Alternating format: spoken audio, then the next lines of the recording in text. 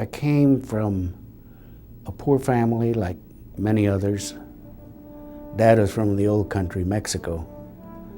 You know, that machismo stuff, he had it. And he raised me up saying, son, you be a man.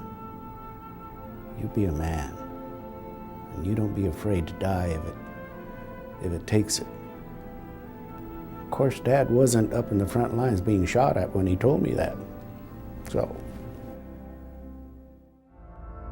On May 21, 1951, Private First Class Joseph Rodriguez was given the opportunity to make his father proud in a way that neither of them could have imagined. As part of a massive counterattack designed to regain lost ground, Rodriguez's F Company was dispatched near the tiny village of Manyiri, Korea, and ordered to take a small but strategically vital peak occupied by well-entrenched communist troops. I remember that morning, and it was a beautiful day, a rare, beautiful day. Another unit attempted to take that hill, and they never made it. So the casualties are so great, they pulled them back, and then they sent us up.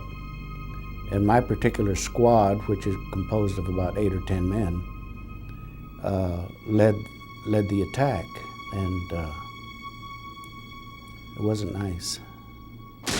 We got pinned down just like our predecessors, and we couldn't go forward, couldn't go backwards, sideways.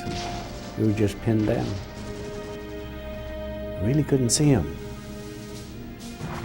All I knew is it was up on top that the problem was. They had some bunkers, pillboxes, and I knew there were men in there shooting at us. Automatic weapons, machine guns.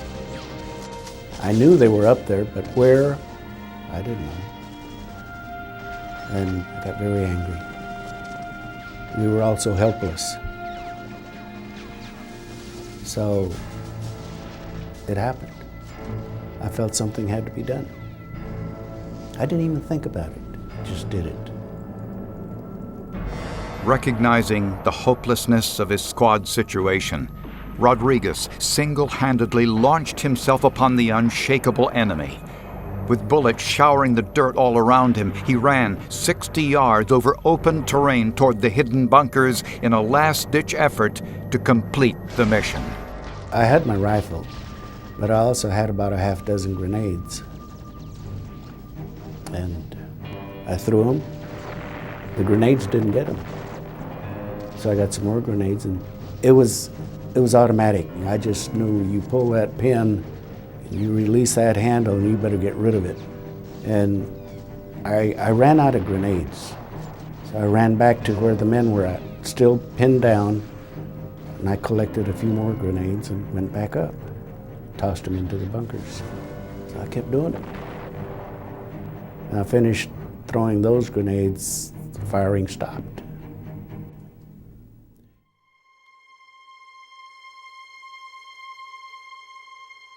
I was in the hospital in Japan, recovering from the wounds, and when they mentioned it, I said, okay. Had no idea. At the time, I didn't know one medal from the other. It was in Washington, D.C. President Harry Truman presented it. And you know, even at the time of the presentation of the award, I didn't fully appreciate what was going on. I knew it was significant because the president, I mean, gee whiz, but I had no idea it would have such an impact on our lives. I think it's made me a better person. I know what it means now. It's a great responsibility because I can be invited to talk to the the kids in our country. And I tell them, you got to start with yourself. You got to love yourself. You have to believe in yourself. You don't realize how lucky we are. So appreciate it. You be proud of your heritage. You're American. You are America.